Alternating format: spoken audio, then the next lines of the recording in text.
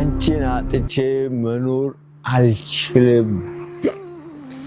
ልጆቼን አጥቼ መኖር አልችልም። ይኸውልሽ እንዳንበሳ ሆኜ ኑር፣ እንዳንበሳ ሆኜ ኑር። አሁን እንደ ውሻ ሆኖ መኖር ለኔ ከብድ። አልችልም ማርቴ፣ አልችልም። እንደ ውሻ ሆኜ ከመኖር ደግሞ ብሞት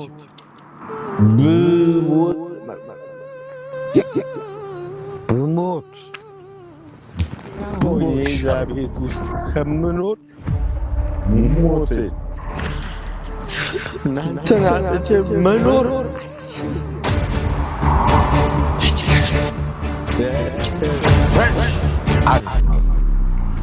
ይህን ሁሉ ረስንም ከሰላም ጋር ሁለት ቀን ብቻ ነው አብሬያት የተኛሁት። የመጀመሪያው ከዛሬ 20 ዓመት በፊት ወጣትነት ያሳስቶኝ አብሬያት ተኛው። አሁን በቅርብ ግን የሆነውን አላውቅም። ከዛ ሰላም ሚሊታ አካባቢ ድረስ ገብታ የሆነው ነገር ሁሉ ሆነ። እኔ ግን በጭራሽ አላስታውስም። ምንም የማውቀው ነገር አልነበረም። ይሄን የሆነው ሁለቴ ብቻ አባዬ እምልልሻለሁ አቢጌል፣ አንደኛው የኔ ጥፋት ነው።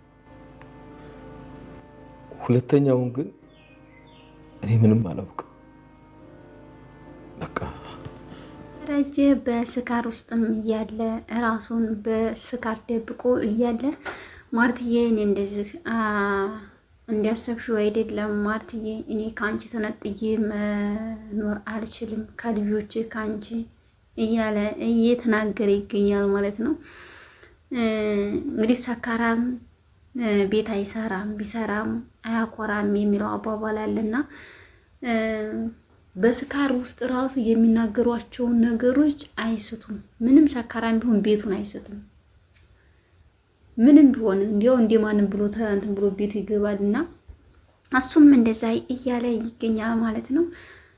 ልጆችን እንዴት አድርጌ እናንተን ከማጣት ሞት ይሻለኛል፣ እንደ አንበሳ በተከበርኩበት አሁን ደግሞ እንደ ውሻ በተዋረድኩበት ጊዜ መኖር አልፈልግም፣ ሞቴ ይሻለኛል፣ ብሞት ይሻለኛል፣ ከልጆችም ከአንቺም ርቄ መኖር አልፈልግም እያለ ነው ማለት ነው። እንግዲህ ያው ያለውን ነገር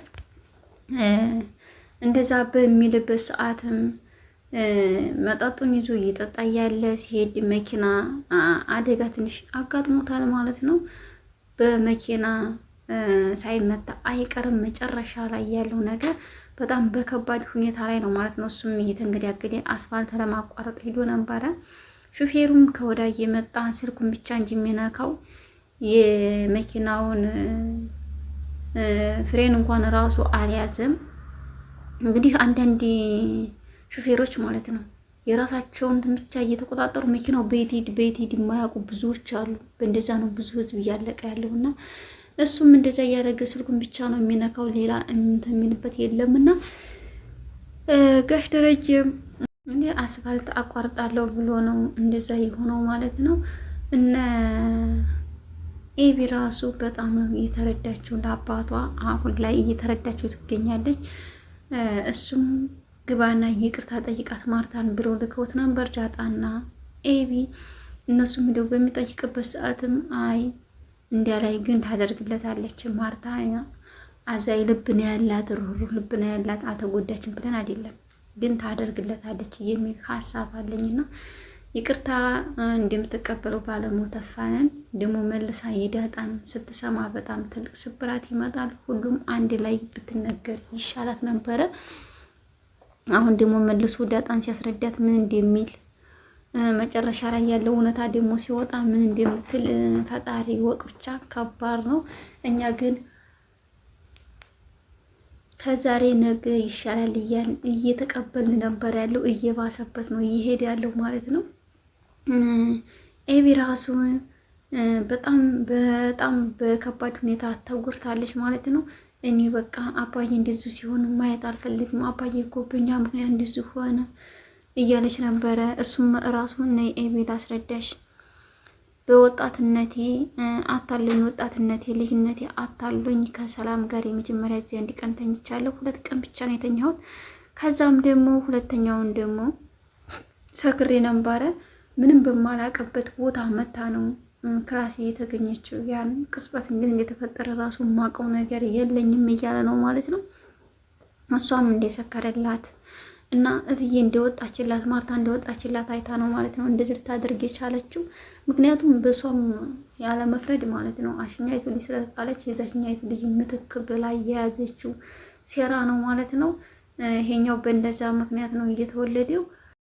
አርጁንም እየተመላለሰ ይገኛል። የኤቢን ፈቃድ እጠይቃለሁ እያለ ይገኛል ማለት ነው። ኤቢዬ ትረዳዋለች የሚል ሀሳብ አለኝ። ከዚህኛው እንደውም ይልቅ የአርጁንን ትቀርበዋለች፣ አርጁንን ታፈቅረዋለች የሚል ሀሳብ አለኝ ማለት ነው። አርጁንዬ ብዙ በያዝከው አላማ ግፋበት። እውነት መናገር ወደ አንተ እንደምትመጣ ባለሙሉ ተስፋንን ማለት ነው። ቃዲሳ ደግሞ በመንገድ ላይ የሚያገኛቸውን ሁሉ እየለከፈ ይገኛል ማለት ነው። እንትናን ራሱ ምጥኔን እጅሽን ስለያዝኩሽ ነው አይደለ? እሱ ጾታዊ ትንኮሳ ይባላል ይላታል እንጂ እጁ ጭራሽ ወይኔ በላቸው። ጾታዊ ትንኮሳ ይባላል አለ። ከዚህ በኋላ አላደርግሽ ምጥኔን እንደዛ ሲላት ነበረ ማለት ነው። ምጥኔም አይ አልፈልግም፣ መጽሐፍ ልስጥሽ እንዴ አልፈልግም እያለችው ነው።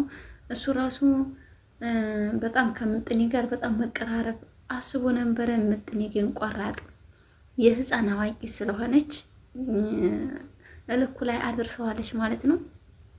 ትማሪያለሽ እንዴ ሲላት ራሱ እየተማርኩ ነው ክረምት ብለው ነበረ እና መጽሐፍ ልስጥሽ እንዴ የምትፈልጊያቸው መጽሐፍ እኮ አሉኝ እነሱን ልስጥሽ እንዴ ሲላት አልፈልግም፣ ምንም የምፈልገው ነገር የለም ነው ያለችው። ስልክሽን ስጭኝና አንዳንድ ነገሮች አላለም ጭራሽም ስልክሽን ስጭኝና አንዳንድ ነገሮች የሚላኩ በስልኮች አሉ እነዛን እልክልሻለሁ፣ እነዛን እያየሽ ትማሪያለሽ፣ በጣም ጎበዝ ተማሪ ነሽ፣ ታስታውቂያለሽ እያላት ነበረ። አይ ጎበዝ ተማሪ ነኝ፣ ግን ስልኬን መስጠት ለማንም አልፈልግም፣ ስልኬን አልሰጡም ነው ያለችው። እሺ በቃ ችግር የለም መልሼ አይለመድኝም እሺ እያላት ይገኛል ማለት ነው። እሱ ይሄ ነገር ከተያዘበት ይሆንም አይመስልም፣ ይጣራል። ዞሮ ያለውን ነገር አሁን የሰላምና ይቅርታ የነ ማርቲና የነጋሽ ደረጀ ሁኔታቸው ከታወቀ በኋላ ወደዚህ አጀንዳ ስለሆነ የሚገቡት ይሄ አጀንዳ ደግሞ ይቋረጣል የሚል ተስፋ አለን። ወደ አርጁን ትሄዳለች የሚል ነው ሀሳብ ያለኝ። አርጁን መቶ ራሱ እዛ ሲጠማዘዝ ነበረ ከገዜ ጋር የዋለው። ገዜ አርጁን ኤቢን ተፈቅራታል እንዴ ትወዳታል እንዴ እያለው ወየው ወየው ሲል ነበር። እሱም አረ የወንድ ልጅ ወየው ወየው እንዲህ ነው እኔ አልወድም፣ ወንድ ልጅ ወየው ሲልብኝ አልወድም። እሱ እንደዛ እያለ እየወዘወዘ ጨርቁን ይገኛል። የተጎዳና የተጎዳ አንድ ላይ ተገናኘን ማለት ነው። እኔም ተጎድቻለሁ፣ እኔም እንደዚህ ሁኛለሁ፣ እንዲህ አርጋ ሄደች፣ ፍቅሬን ጥላ ሄደች እያለ ጋሽ ገዜም እያለ ይገኛል ማለት ነው። ገዝዬ አይዞህ በርታ፣ ያንተ ቃላት የትም አትሄድም፣ ያንተ ካልሆነች ደግሞ የትም ብትሄድ አታገኛትም። በምክንያት ነው የሚያመጣው፣ በምክንያት ነው የሚያርቀው። በህይወታችን አንድ ሰው ቢመጣ ያ ሰው ለምን መጣ ብለን መጠየቅ አለብን። ሲሄድ ብቻ ለምን ሄድ ብለን መጠየቅ የለብንም። ሲመጣም በህይወታችን ለምን መጣ ብለን መጠየቅ አለብን። እና እሱም እንደዛ እያለ ይገኛል ማለት ነው። እሷም እኔ እኮ አቻና ገባለሁ እያለች ምን ይወጣለታል፣ ባልበላም ባልጠጣም ከሱ ጋር ብሆን በጣም ደስተኛ ነኝ። አቻ እኮ ጥሩ ሰው ነው፣ ወንዳ ወንዱ ሁሉ ነገር ይመቻል እያለችው ነበረ። አሁን እኛ ሴቶች ወንዳ ወንድ እንወዳለን። እርግጥ ግን ቢሆንም የወንዳ ወንዱ ብቻ ሳይሆን መልካም ፍቅሩና ንጹህ ልቦና ነው የሚያስተዳድረው ማለት ነው። እና አሁን በፍቅር እንዲያርግሽ ትሰምጭና ኋላ ላይ ደግሞ ውሃ ቀጠነ ብላችሁ ትጣላላችሁ እያለ ጊዜ እየተናገረ ነበረ። እውነቱን ነው። ምን ውሃ ቀጠነ ብቻ ሌላም ይመጣል እንጂ እና ቤተሰብ ላይክ፣ ሸር፣ ሰብስክራይብ ማድረጋችሁን አትርሱ። ከዚሁ እያልኩ እሰናበታችኋለሁ ውዶችዬ። አዲስም እንዲሆንኩ መጠን የእናንተ ድጋፍ ያስፈልገኛልና ላይክ፣ ሸር፣ ሰብስክራይብ እያደረጋችሁ ስለምታበረታቱ ደግሞ ከልብ አመሰግናለሁ።